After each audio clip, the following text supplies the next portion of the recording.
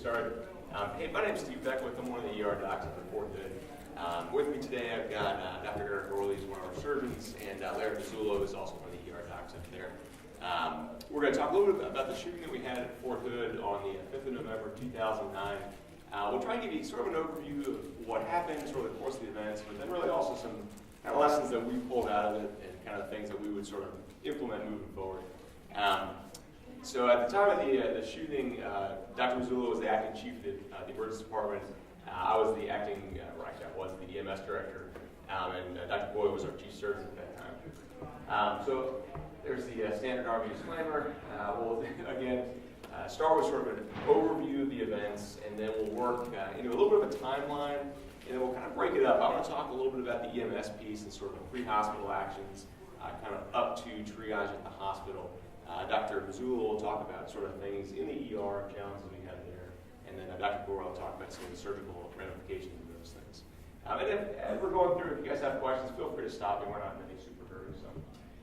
So just as a general overview, on the 5th of November 2009, an individual entered what we call SRP, or the Social Readiness Point, which was sort of a pre-deployment setup, a large auditorium, and basically opened fire.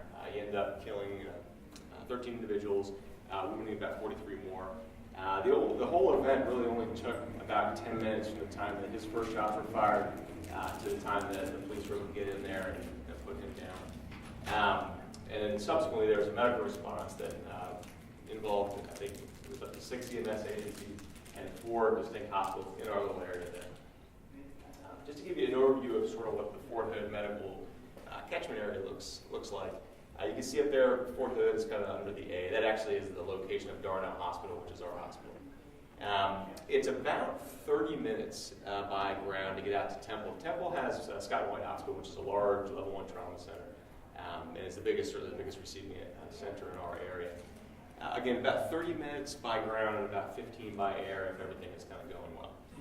The other hospital that did get 1 or 2 patients was Metroplex, which is kind of located out here. They're not a trauma center, but given the volume of patients, we kind of gave them a few to help sort of spread the burden a little bit. And again, the shooting itself happened really right next to the hospital. I'll show you a different slide. The actual SRP site is just a couple hundred yards from the front door of the ER at Darnell, which kind of made for a little bit of a complex triage and sort of scene control environment. We'll talk about that a little bit. So the rough timeline of events. So at just about 13:30 is when the first shots were fired. Very quickly, a call went out to EMS, and our first 2 EMS rigs and our command rig were able to get on scene just about 5 minutes after the shooting started, which was actually before we really had a secure scene at that point.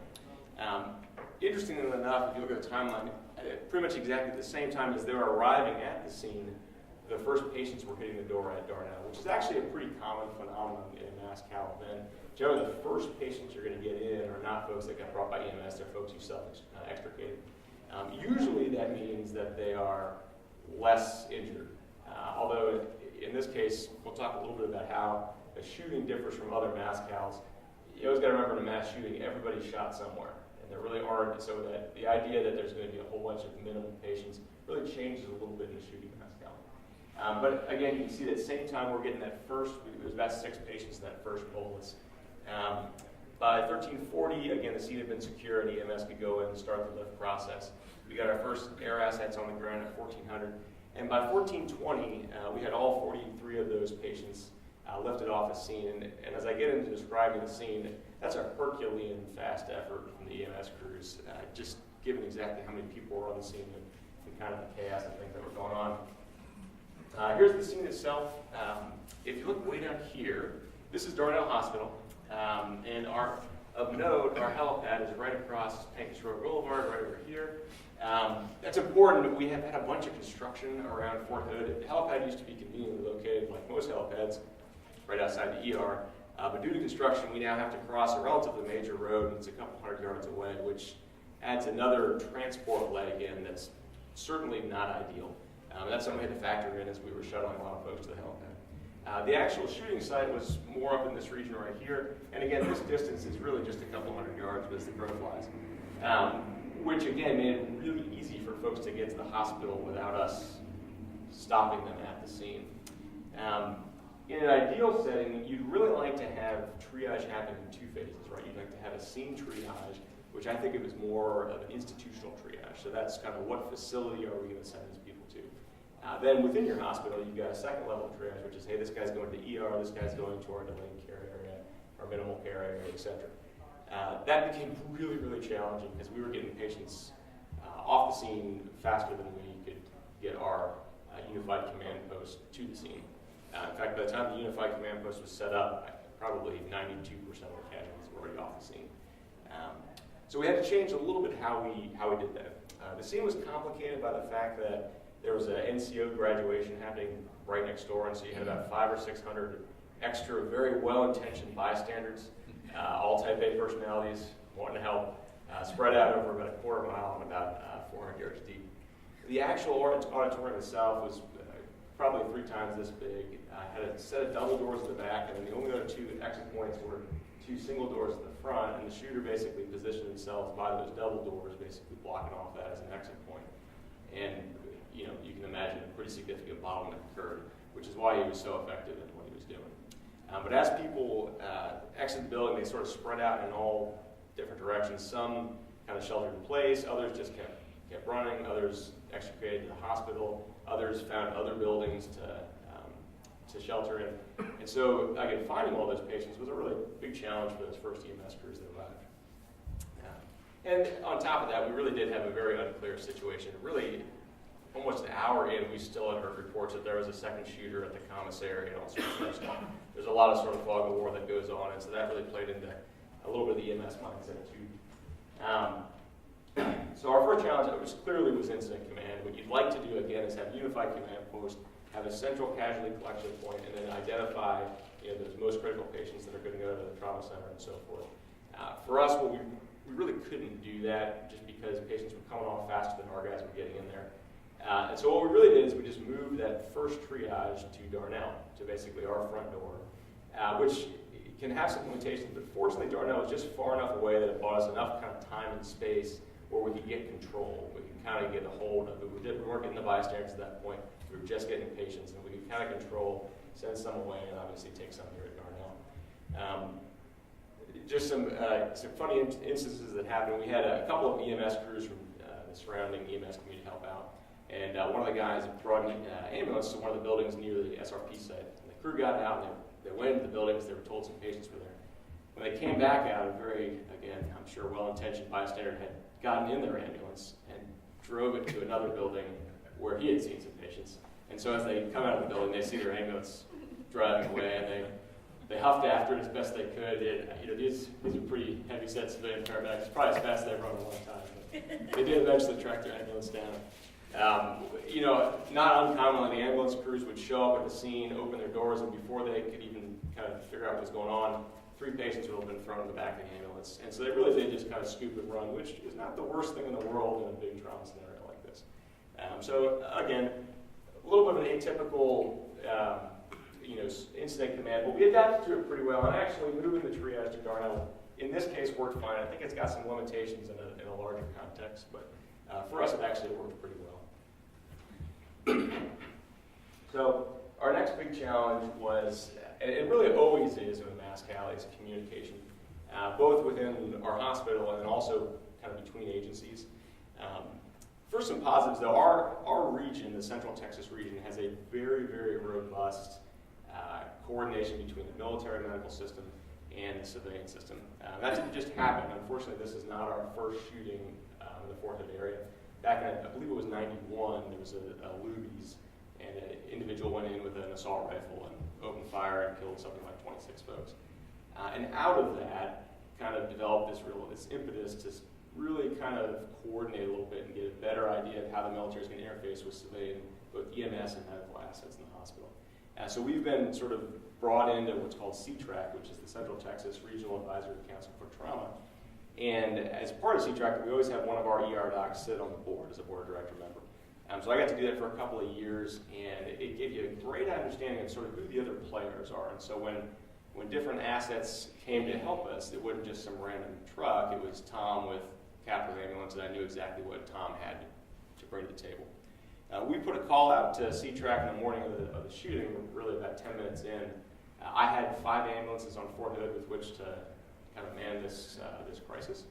They said, we'll call you back in 5 minutes. They called back in 5 minutes, and they said, I have 43 ambulances and 7 aircraft heading your way, which was 8 times what I currently had on hand. So it was just a tremendous response from the civilian community.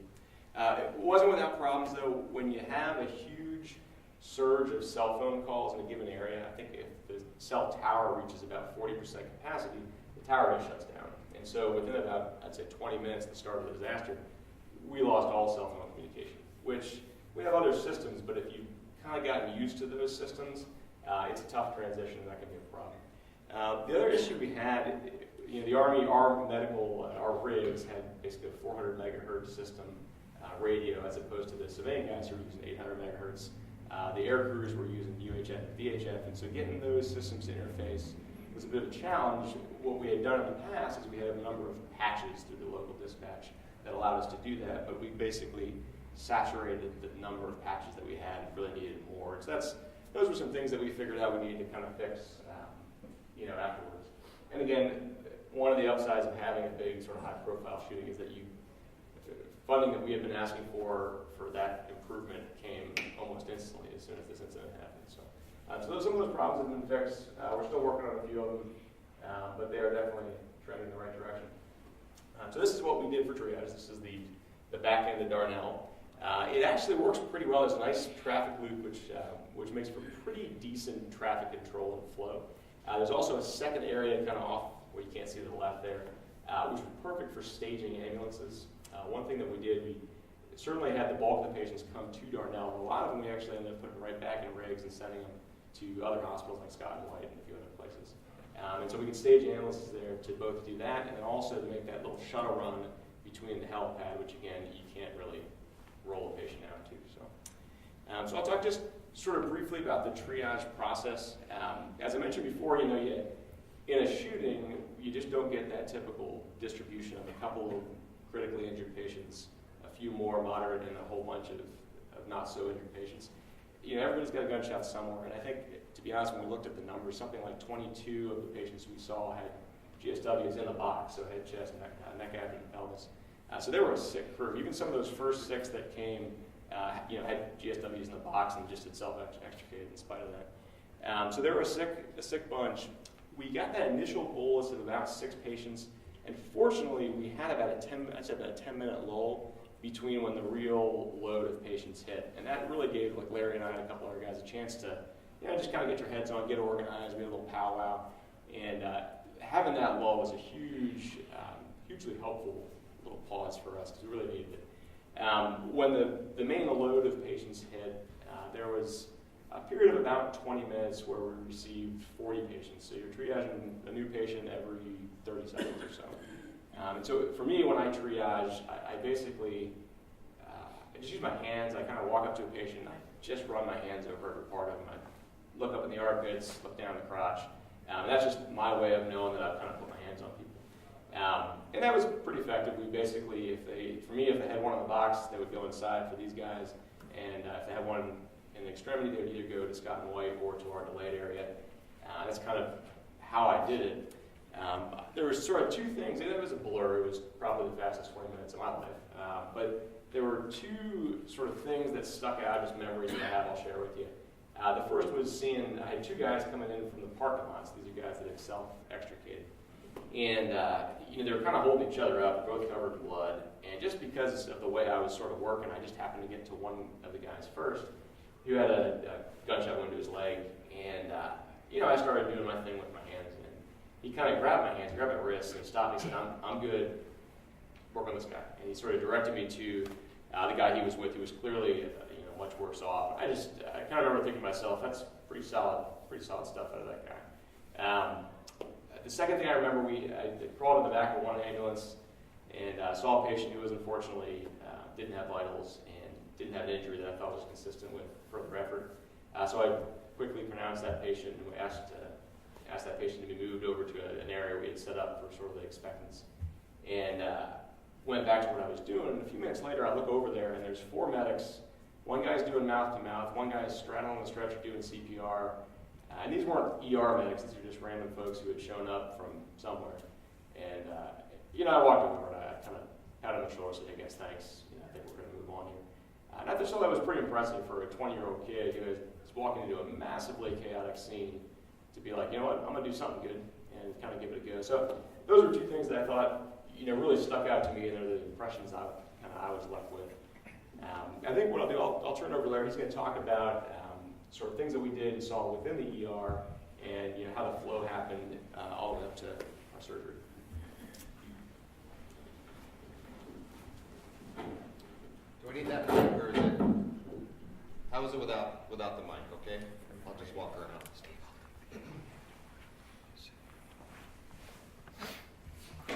So Steve, there's your last slide with the other part of the triage area. Okay. So Steve said, my name's Larry Masulo. At the time I was active duty, acting chief of the department. Steve Tankley was the chief and picked a bad time to be deployed, so it was me that day. I've since retired. You can see I had to go out and buy some real clothes, which most active duty people don't have a lot of clothes. I got to grow some facial hair like most retirees do. So that day, it was a normal grand rounds day, which it was a Thursday morning. So we have a residency at Fort Hood. So we were in grand rounds with the residents, and we finished up around noon.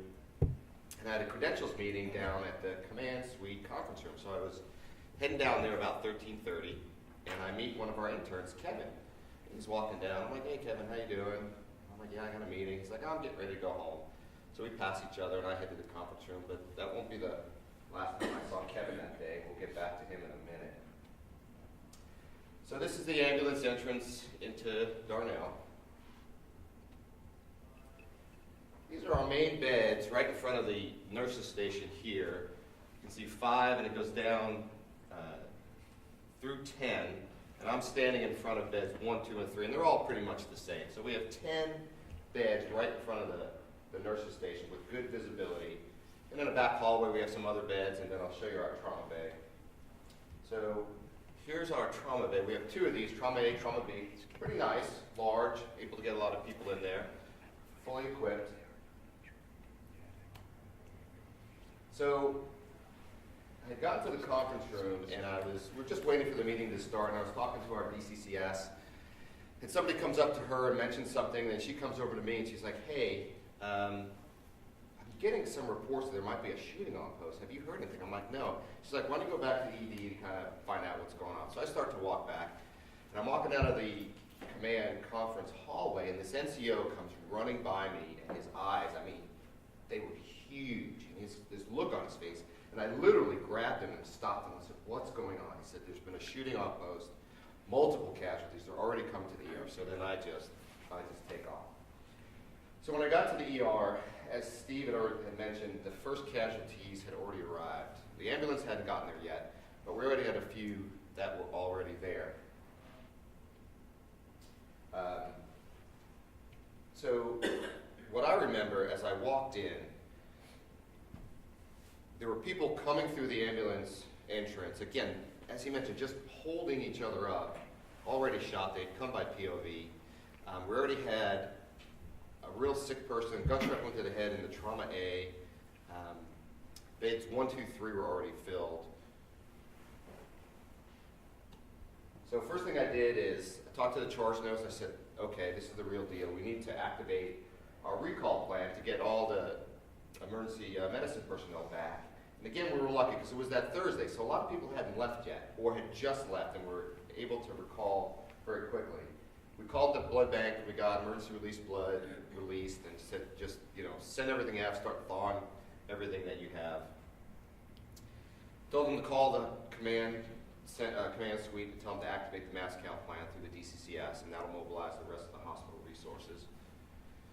And then I walked over to bed 3, and as Steve mentioned, those first initial did have serious injuries, and this soldier in bed 3 had a gunshot wound to the chest, and he really wasn't looking well. And I walked over to him, and I'm like, my God, I'm looking around, and there's nobody taking care of him. Well, I didn't think anybody was taking care of him. So I'm starting to take care of him, and I kind of think back in Iraq when I was deployed, and I was getting ready to take over a DCCS spot, and the former DCCS, and we had a MASCAL event, And he's like, you know what? You really can't run an event like this and be the primary physician on a patient, because you just can't do it, because your focus changes.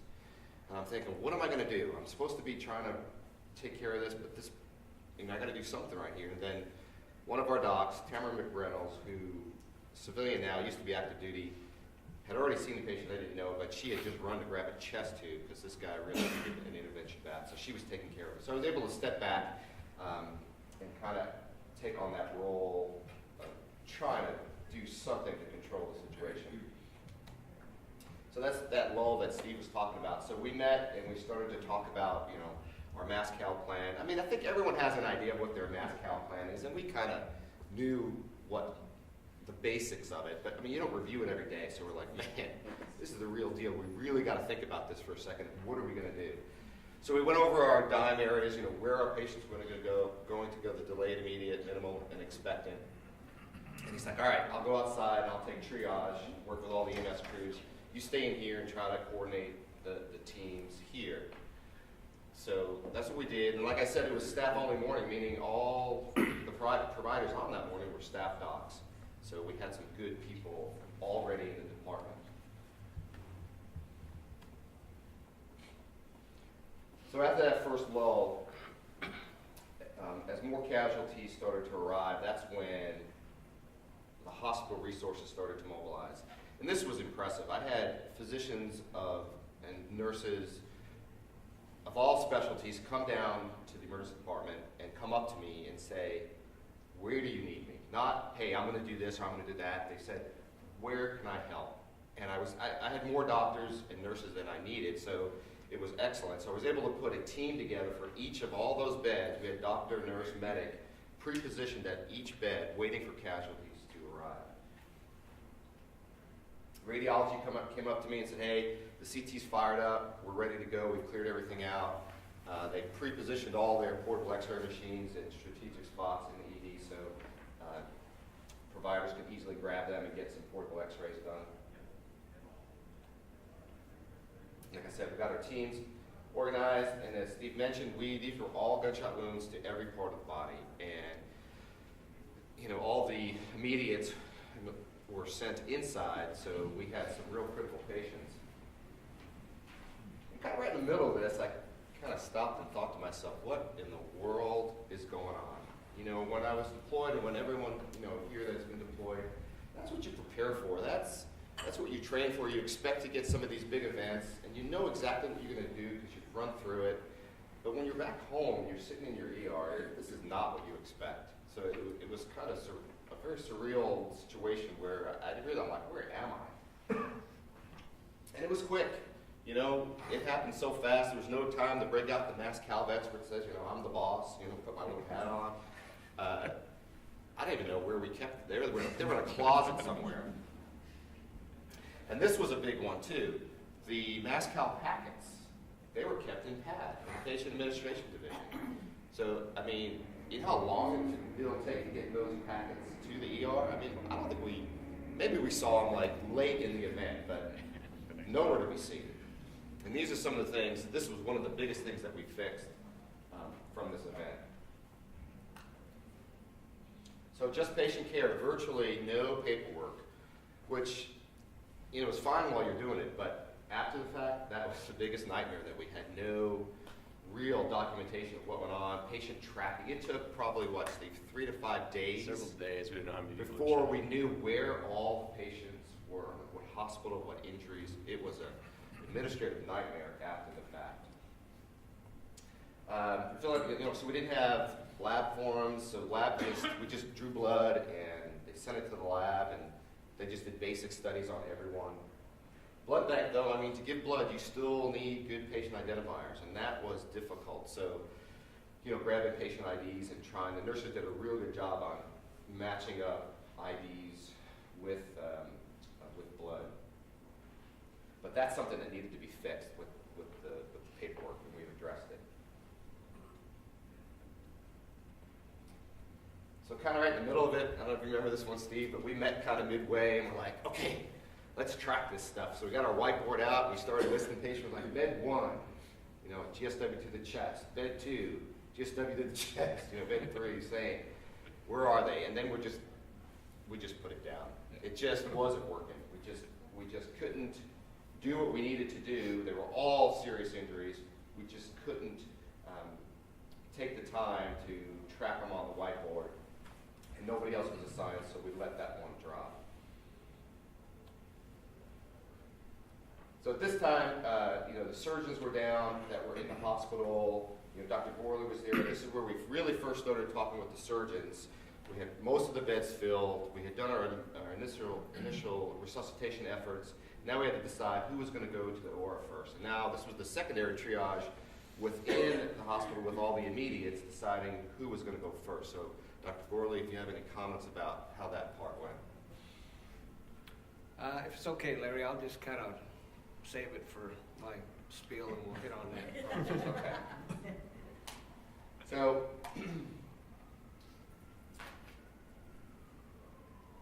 that next bullet, the day shift, the ED patients were still in the bed. So think about it. I mean, it's the middle of the shift.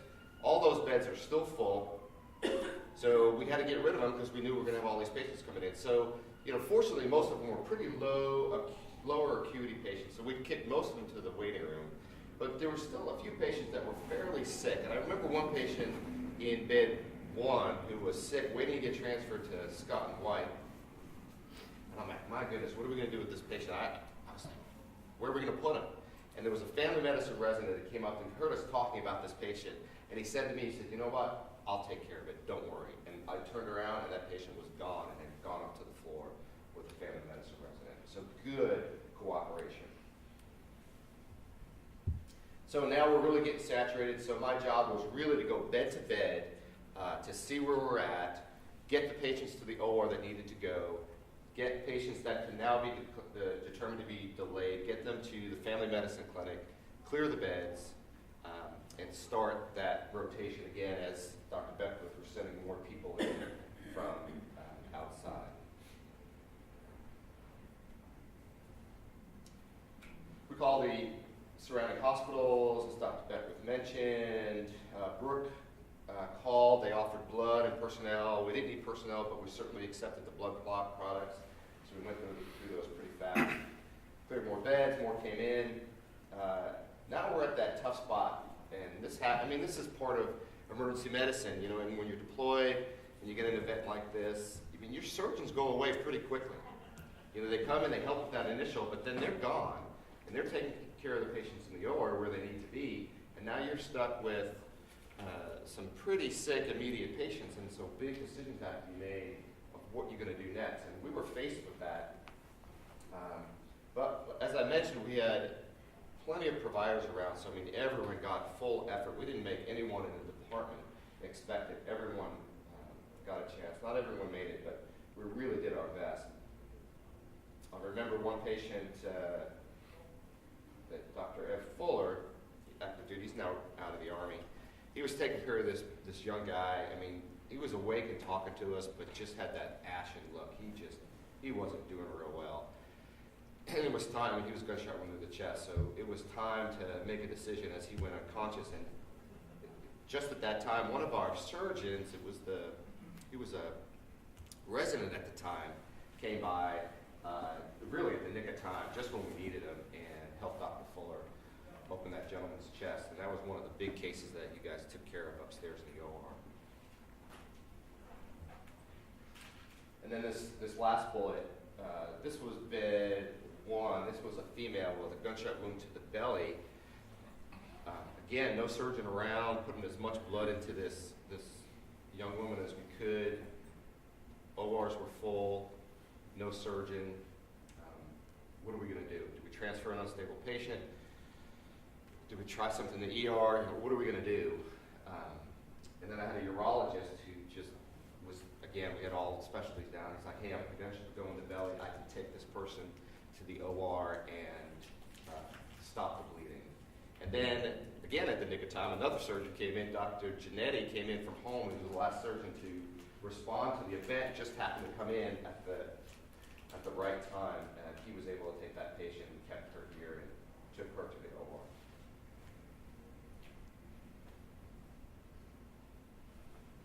patient, neck wound, again, another dilemma. Dr. Givens, Missy Givens was taking care of this patient. That bad gunshot wound to the neck, vascular injury. Again, decision to make, do we send this patient to Scott and White, the level 1 in the area, or we try to keep the patient here? So we had an OMFS doc that was helping her, so he ended up just holding pressure on this wound, got in the ambulance, and went by ground to Scott and White to take care of that patient. So good cooperation within the ED. And then commo, I mean, nothing worked. Cell phones, radios, telephones, everything was down. So you remember the intern, Kevin? That was Kevin Schickslip. He was one of our residents at the time. He's now working at Hood with one of the units. He was my commo. This guy, I couldn't have done it without him, but I said, I need to talk to the DCCS, or I need you to go here, or get this message to someone. And he would run full speed through the hospital, up and down the stairs. By the end of this event, I mean, he was just soaking wet. But he was my commo. We still talk about it, but that's what we had to do. We had to use runners. Nothing worked. Clerks were in high gear trying to keep up with the paperwork, trying to get patients registered. Cleaning crew came in behind as we emptied beds. They came in and did their job just quietly, cleaning up. Just kept up amongst the chaos. So it took about 90 minutes for the event to really start to calm down. We were busy for about 90. So this is when we started to kind of make rounds, and we would check on the delays that we had sent to family medicine. Some of them came back that needed some interventions. The minimals had gone to the OBGYN clinic, and we were able to take some of them back to help disposition them, because there were a fair number of minimals that just had some grazing wounds. Orthopedics did some work down in the department, put some external fixators on. And this is great, the Bush's chicken guy. To this day, I can't believe I did this. So in the midst of this chaos, and really right in the middle of it, we had a Bush's chicken stand outside the ER. So this guy comes in with a tray of sweet tea. And he comes up to me and he says, Doc, do you need something to drink? And I look at it. I'm like, is that sweet tea? He's like, yeah. I'm like, I don't like sweet tea. Can you get me an unsweet? I swear to God. And he did. So he left and he came back and gave me an unsweet tea. Was I at Texas Roadhouse? I actually did that. But anyway, so set up for success. Radiology was just excellent. Again, they mobilized their resources. They had their portable machines. They scanned people quickly. Blood bank did their best. Even though, again, it was difficult with patient identifiers, they really did their best to help us. They weren't obstructionary at all. They really did their part. The agreements in place with the local hospitals and EMS, like you said, at one time I think we had, 6 helicopters stacked, just hovering over the hospital, ready to land and take the next patient. So really good. The physicians and nurses, most have been deployed by that point, were experienced. During business hours, so the hospital leadership were present. We had just finished grand rounds. We had all our experienced staff, and the residents were still around. So we had a lot of resident physicians that were still in-house that helped. The EMS director was here, Steve was here. The most experienced EMS supervisor was in-house, helping to coordinate, and the weather was good, so we were able to fly patients as needed. Outside your radios, you have pretty good communication with the scene. Yeah, this didn't work inside the hospital. They worked outside They the worked hospital. outside. So our recall, actually look at that, 205 of 209 people responded using that system. It actually worked. Again, the teams that we had assigned to each bed, it worked out real well. They hung in there and they just waited for the casualties. They kept the chaos to a minimum by not running around the ER. Mental health, as the situation kind of came to an end, the mental health providers kind of descended on the ER, talking to not only patients but staff as well. So the challenges, as we've talked about, the blood products. We didn't have a standard trauma pack at that point. And again, that's something that we worked on and have fixed. that working on the stat lab is a great story. So we did, in fact, we had a stat lab up and running in the emergency department. Worked fantastic, efficient. So of course, guess what? They took it away because it worked too well. So we don't have that stat lab anymore. They didn't fund it. But that was a real nice thing to have because it was right in the department. Lab personnel worked with us on a day-to-day basis, so they were part of our team. It just helped with efficiency. Supplies, we ran out of supplies pretty quick, so we've upgraded how logistics pushes these big, large trauma supply carts to the emergency department if something like this happens. The radios, as I mentioned, we used runners. They did reposition the radios now in the emergency department. Where are we at with that, Steve? Are they still? They've got, so they right behind the nurse's station now, they've got a new radio in there. So we've worked on that. Talked about the whiteboards. We now have an NCO assigned to track patients, to go around, not necessarily on a whiteboard, but at least clipboard, each bed, who it is, injuries, where they go. RSI meds, a lot of people got intubated that day, and now pharmacy will push those meds to the department so we don't run out. MASCAL vests, and not just vests, but what we did is we put together a MASCAL cart that actually is right outside the trauma bay. It has the vest, has all your PPE, has a little sign with where, the dime areas, where patients go with all the categories, and that sits right outside the trauma bay, and it's used on a daily basis now. Every trauma patient that comes in, we use this MASCAL cart. And the same thing is with documentation. It's probably the biggest thing that we changed, is we now have trauma packets or MASCAL packets in the emergency department. Every trauma patient that comes in, whether they're serious or not, we crack open a MASCAL packet so our residents and our doctors are used to using the paperwork that they'll use in a MASCAL event on a daily basis. It has everything they're going to use, and we got rid of all the unnecessary forms and used just the ones that we need. So they're going to be very, very used to trauma packets if something like this ever happens again. So I'm going to finish up with just some words from the people that were involved. After it ended, we just asked people to write down what they were thinking that day, what they were feeling, and I put together a few quotes. And I'll read through them so I know when to change the slide. Go ahead and read with me. So November 5th for me was a day of dichotomies. How could a bright, sunny Texas fall day full of promise turn into such a dreary and gloomy expanse of time? How could the orderly life and job that I love so well suddenly be thrown into an entity that I didn't recognize? When I saw 2 rows of medics outside the ambulance bay ready to receive patients, I knew this was not a drill. When I saw family medicine and internal medicine staff members with bloody gloves around the ED, I knew this was not a drill. When I saw my attendings with bloody scrubs at the bedside, I knew this was not a drill. In that moment of crisis, when every doctor in the hospital descended on our ER, it was medicine as we all hoped for. No blocking, no turf wars, no ego contests, no different specialties, just doctors all working together in a seemingly natural efficiency for the greater good. As an intern, I've always thought that there would always be more time to learn something.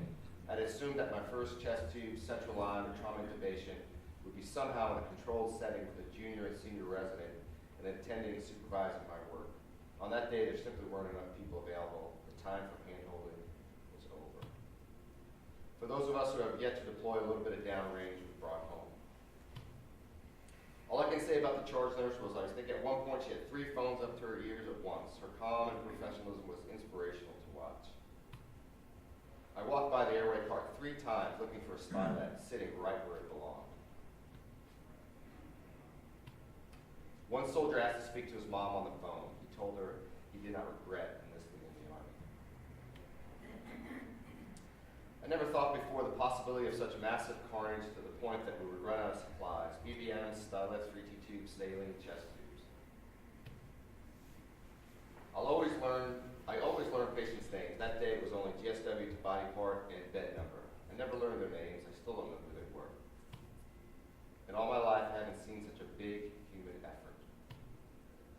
I remember clearly the efficiency at which patients were resuscitated and dispositioned. I would look around at beds where a patient that was now empty and wonder if they had died or were transferred. Fortunately, the vast majority were the latter.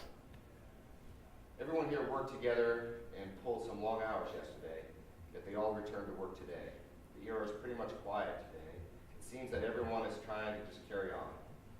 Not much talk about yesterday's events. I mean, how do you really do that anyway without replaying the day over and over in your mind?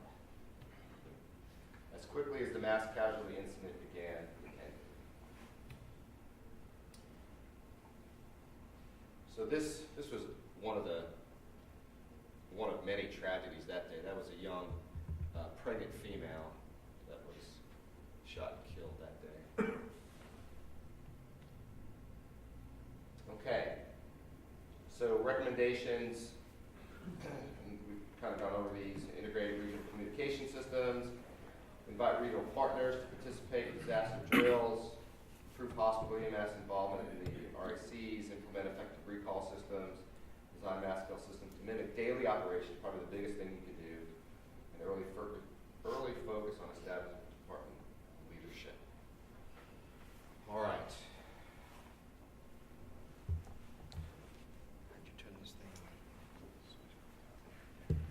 Can you hear me? No. There we go.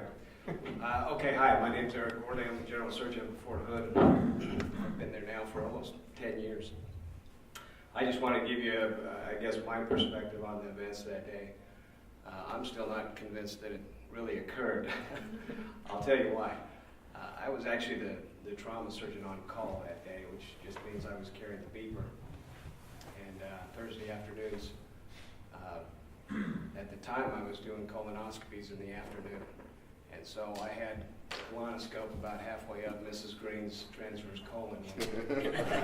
One of the GI techs actually walked in the room and said, "Hey, I heard that there might have been a couple shootings downstairs, and I'm going to walk downstairs and check it out and see if they need some help." And I kind of condescendingly said, "Well, there's no way that could be the case because I'm carrying the trauma beeper and it didn't go off." And in fact, the system was never activated the day.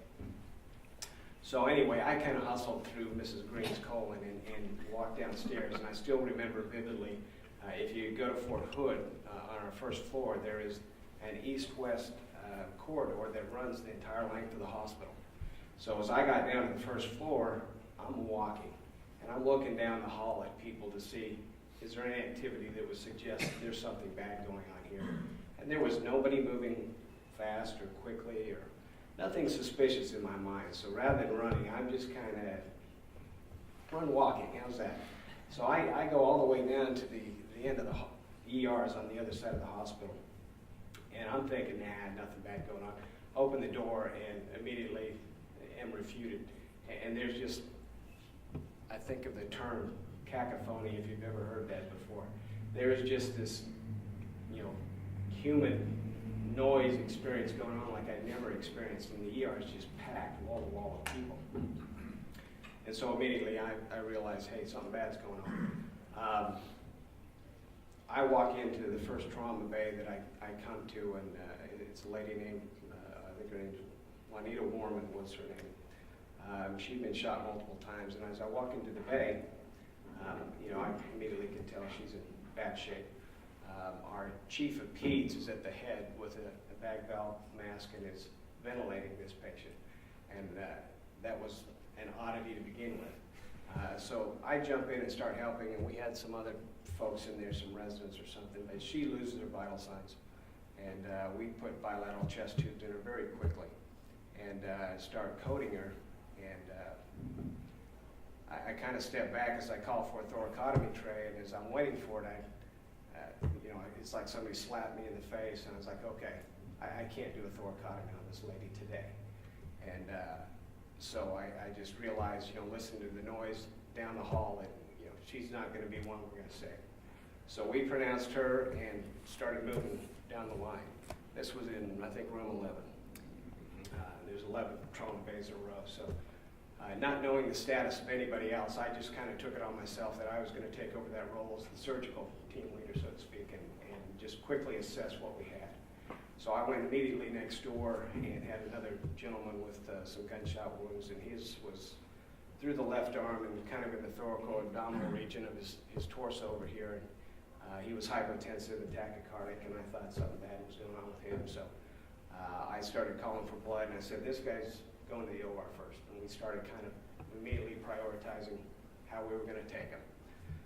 And then I just went down the row from there, and real quickly, fortunately, when I got into there, all of them really had a team that was taking care of the patient.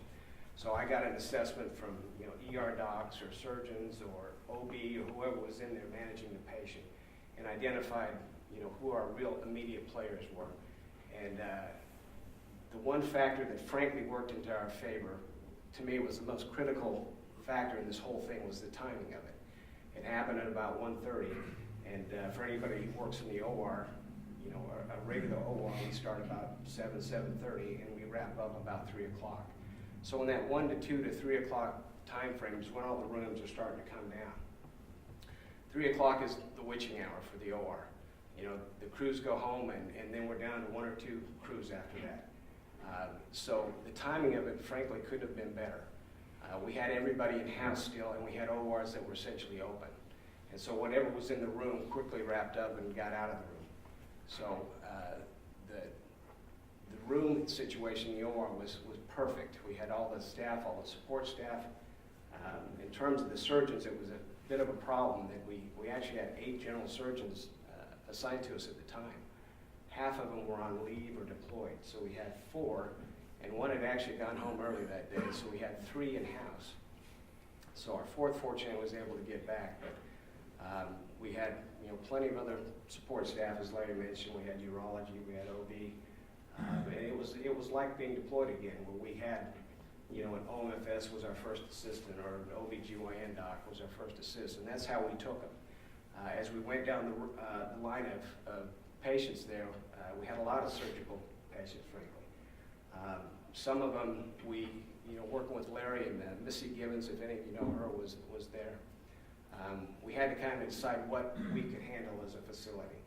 And I thought, frankly, we did a relatively good job with that, and that, we had, Larry mentioned, a gunshot wound to the head, needed neurosurgery. We don't have that at our hospital.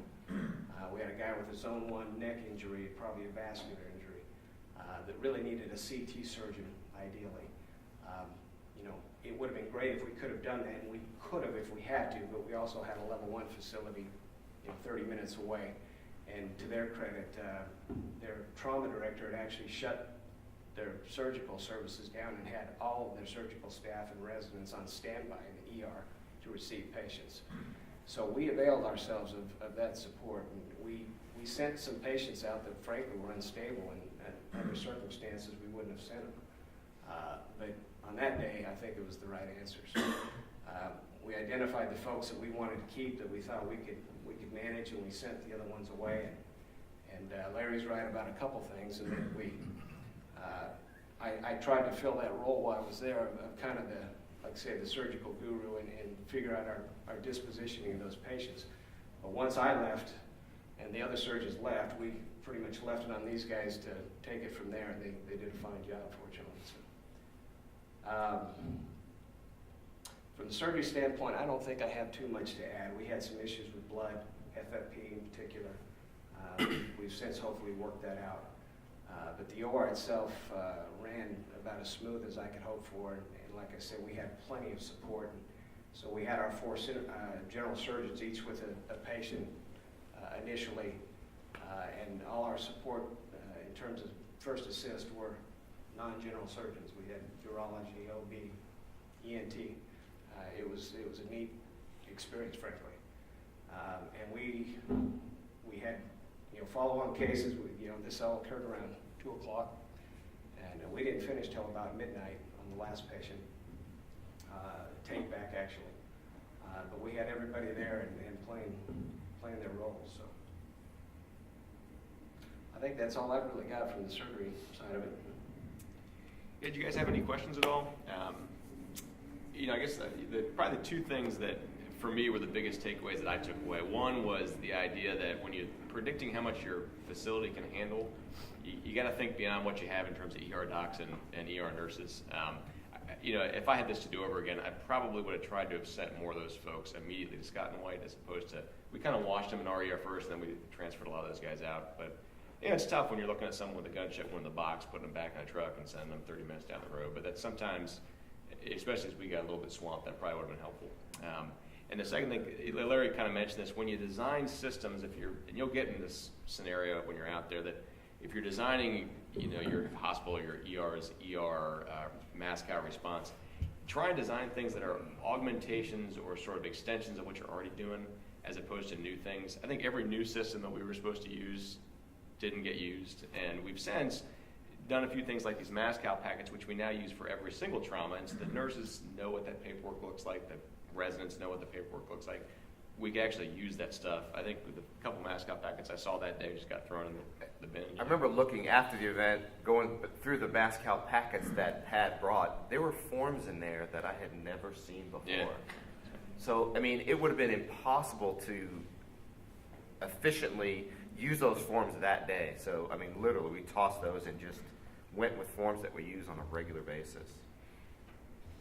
Did you have any communication with the scene to know how many casualties you were yet to receive? Yeah, we had one of our problems is that the radios that we had specially designed for this MASCAL didn't work in the hospital. It did work right out in front of the hospital, and so I had a radio that I could communicate from ER triage, basically, with the scene, and also with our Fort dispatch and with the Bell County dispatch. So we could order up a bird if we, like, for instance, when we were sending people back out, we could have a bird waiting on the pad for us to get a patient out there. So there was quite a bit of coordination on the front end of things. You didn't have to call 911. I didn't call that one. I had to call 911 to talk to Steve. Yeah. So did your hospital have regular MASCAL training before this event? And then, I assume they did, and then what changed? How did it become more relevant? So per JACO, I think you have to have two sort of MASCAL drills a year, basically. One of them is supposed to involve a chemical response as well. Generally, once a year, we had done it where we also did our drill with the community. So we did something that was off-post, and as part of the design of the drill, it involved interaction with other civilian agencies. So that's been going on for a while. I will say, I think Fort Hood has done a really, really good job of interacting. And again, I think that stems from the whole Lubies thing years ago, but that's always been a part of what we do. I think we've gone to now every drill we do with the community as well. So we don't just do individual drills. But, so that's continued, and I think that's a great sustain, just to keep doing that. We talk more about communications real quick. Do you think about email, internal email, communicate to different managers? Because I know that even 9/11 cell towers respond to these stuff. The texting work is another question, because sometimes texting is a lower demand. Yeah, I didn't, I can't say I tried to text. This was '09, and it was... Yeah. Seriously, man, we didn't text as much. We just didn't. Like, I don't think I had a textable phone at that I point. didn't know. Yeah, so... Yeah, I think my daughter could text at that point, but I couldn't. I think email might have been probably not in the the emergency management piece really only lasts 90 minutes. So I think probably in the next phase, as we talk about folks going to different facilities and communicating with Scott and White, that probably would have been very effective. We had one problem with a lot of the patients that ended up going to Scott and White is we had a hard time getting hard identifiers on them because they didn't want to release that information. And you really need to marry up not only what the name is, but name, social, and frankly an injury pattern, so that you can really get an idea of who that person is. We had a lot of people that got counted at our hospital because we saw them at Darnell, but then we put the same patient back in the truck, sent them to Scott and White, they got counted there, and so now you've got more casualties than you actually have. The tracking of people was a real problem. And one of the things we've done since then is there's a liaison now, so when we do have a mass, really it's there for the mass casualty events, but really for every patient that goes to Scott and White, there's a Scott and White Army liaison that has sort of access over there, and there's an understanding that they have, they can be given names and injury patterns, that sort of thing. And so we have a little bit better access to those facilities. We had a hard time getting any information released from those facilities at that point. First, I want to say, awesome job by you guys. I think the way you guys respond in your facility respond, your teams respond is kind of the way we would hope all of our facilities would be able to handle this type of an incident. So, hats off to you guys, and thanks for sharing your experience and lessons learned. My question is with the actual recall. You mentioned that. My concern has always been that an incident like this occurs, we immediately go into ThreatCon Delta or FBCon Delta, the base locks down, and all our people get stuck at the gate, which basically just creates another big secondary target for a secondary attack. And so, how are we able to get people on base, but was that an issue? Yeah, that's a great point. So the system we had used, I'll first talk about the system, was called the Mirror 3, and it's basically just an email-based thing. You go online, you put a message in it. The only problem that is you had to have entered everybody's data and kept it up to date monthly prior to that. We had done a pretty good job of that, so like we said, we had a pretty good response to that system. We also had our department secretary, Harry, physically call everybody personally, so that didn't hurt either. But outside that, the getting in the gate was a problem for a number of folks. I think our guys we put the ER recall out before the hospital had done their MASCAL recall. And so I think, and because our guys had just left this conference, they were sort of at the front of that queue at the gate. And so most of our guys got in pretty well. Subsequently, there were some significant problems getting into the gate. And what we've done to sort of mitigate that in the future is they've got basically emergency responder cards, and there's a line or a particular lane at the gate that you're supposed to drive through. If you have the emergency responder card, you show them your card and then you go. So I think that was a real challenge for a lot of, not so much for the ER staff, but a lot of the other hospital staff. So before those cards, some of the residents were telling me as they were coming back in, their emergency responder card was their stethoscope. It literally were like had it out their window. They were swinging it as they went through the gate. They're like, I'm an ER doc. They went through. Missy Givens said she did about 120 on the highway coming back. She was back right away. She was back fast. Yeah, she was back right away. But that was a problem. Sir. Not so much a question, but a comment. You mentioned Luby's. And this incident you spoke about today took place on a resident conference day. Luby's also took place on a resident conference day. We used to do it on Wednesday back then. And we had some faculty having lunch at the hotel next door to Luby's, and so they actually went on the scene. But I just thought it was a very eerie similarity between this incident and Luby's. This question is probably more for Steve with the triage. You mentioned in the beginning the numbers, I think 13 fatalities and 43 none. You give us a feel for how many were easy calls, obviously expectant, and then how many were kind of easy calls, obviously minimal. Yeah. What kind of numbers you were working with that were the real challenges? So the 13 that were killed, I only think 3 got transported. One, subsequently, or I think maybe 2 died in the ER. One pronounced kind of out in front of the ER. The others stayed on scene. And so these guys could speak to those other 2. The one that I pronounced sort of out front was that pregnant gal, and she was, pretty obviously. 1, she had no vitals, and 2, just the injury pattern wasn't sustainable. I think one of the more difficult things, for me, if it was in the box, it was kind of, okay, we've got an ER with an OR, we're going to take that. There were a couple of extremity wounds that ended up being significant injuries. So there's one, a gal who was shot in the femoral artery, and this was a little bit later in the queue. So at that point, I was really worried about us. We were getting really loaded, and so I was trying to defer folks to Scott and White, and we sent one to Metroplex. So I actually sent her to Metroplex. I figured, well, they can handle a simple gunshot with a leg. Well, she ended up having a femoral artery injury, and subsequently got transferred from Metroplex to Seton, where she saw a vascular surgeon. It worked out fine, but it would have been, she should have gone to Scott and White. They got vascular surgery there, and so that would have been a better direction for her. So those are the ones I felt a little bit, more worried about. And again, towards the end, when we really were slammed, I sent a guy who'd been shot sort of through the flank, and I wasn't. He looked good. His vitals, I didn't even check his vitals.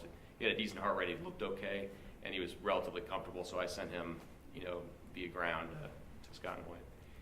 But those were I remember those were kind of the tougher ones. That one was the leg, and then a couple of those guys that, really I wanted to treat, but we were just too. So really, only slammed. one expectant. Yeah, the only one At the Darnell triage scene, but EMS, I guess. Yeah, they didn't a lot of them They made some on scene. decisions on scene. And most how of many those were minimal? Clearly minimal, I guess. Not many. No. We sent. So I did send a bunch. Maybe 5 to 10 to our delayed area, which is the family residency clinic. And what we do. So Marty Kelly, who's one of our ER docs, showed up, and by that point we had enough ER docs to staff the bed, so we sent him over there. And eventually, this is I think a good thing to do. Once we were done with that 90-minute herd and everybody's at ER, we brought all the delayeds back and gave them a trauma wash. So we put them through ATLS, And I think we didn't pick up anything. Well, there's maybe one or two that were a little bit sicker than we thought. But I think that was it. Mostly orthopedic stuff, you know, a couple of guys that needed ORFs and stuff like that. So, but probably we kept about, I'd say, between 5 and 10 that were delayed. You know, Sorry. Good question. Did you ever think of credentialing, emergency credentialing Scott and Mike surgeons to come over? You have more OR capacity than surgeons, it sounds like, at that point. Did you ever think of bringing people in? We hadn't thought about bringing them over. I mean, we're a medical center in name. We're really kind of a plussed up Army community hospital. You know, and my argument has always been we have to accept and live within the limitations that we have as a facility. And sometimes we have people who want to do these grandiose things that frankly we can't support doing. You know, and it comes, that same principle applies when it comes to trauma. I mean, I told you that the timing of this was critical. If this had happened at 6 o'clock at night, this would be a completely different story.